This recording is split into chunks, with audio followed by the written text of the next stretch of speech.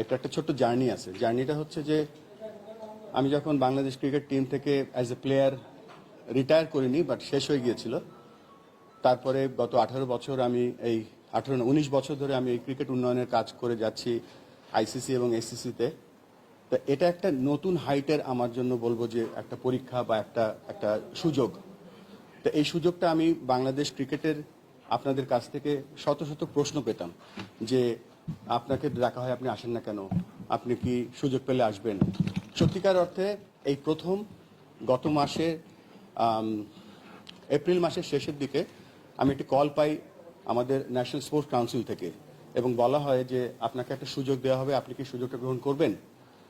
আমি যে আপনাদেরকে এত প্রমিস করতাম বা আমি ওয়েট করতাম একটা কলের জন্য, সেই কলটা আমি যখন পেয়ে গেছি তখন আর আমি পিছনে তাকাইনি। আমার একটাই লক্ষ্য ছিল যে কিভাবে এই কলটাকে আমি রেসপেক্ট করতে পারি। তারপর পর্যায়ক্রমে আজকে 30শে মে আমাকে আমাদের সম্মানিত ক্রিকেট বোর্ডের ডাইরেক্টররা আমাকে নির্বাচিত করেছেন, এবং আমি এই কলটা পেয়েছিলাম আমাদের সম্মানিত স্পোর্টস উপদেষ্টার কাছ থেকে, এবং আই ওয়াজ অনার্ড যে এরকম একটা কল তিনি আমাকে করেছিলেন।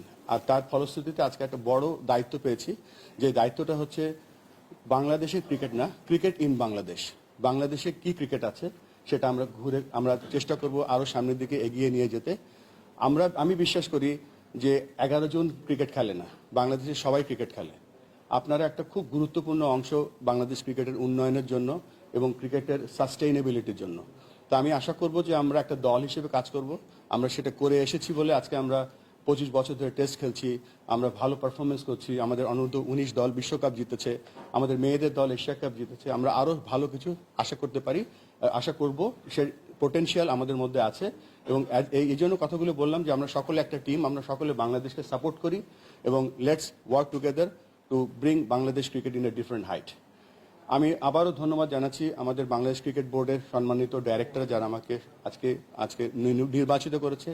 এখানে আমি অভিনন্দন জানাচ্ছি আরও দুজন নির্বাচিত হয়েছেন, বাংলাদেশের দুজন ভাইস প্রেসিডেন্ট, একজন আমার পাশেই বসে আছে ফাহিম সিনহা, আর একজন আজকে খুব গুরুত্বপূর্ণ টাস্ক নিয়ে লাহোরে আছেন ফাহিম ভাই, নাজমুল আবেদিন ফাহিম। সো আমরা এই যে টিমটা গঠন করেছি, এই টিমের মাধ্যমে আমরা সামনের দিকে এগিয়ে যেতে চাই। That's it from me.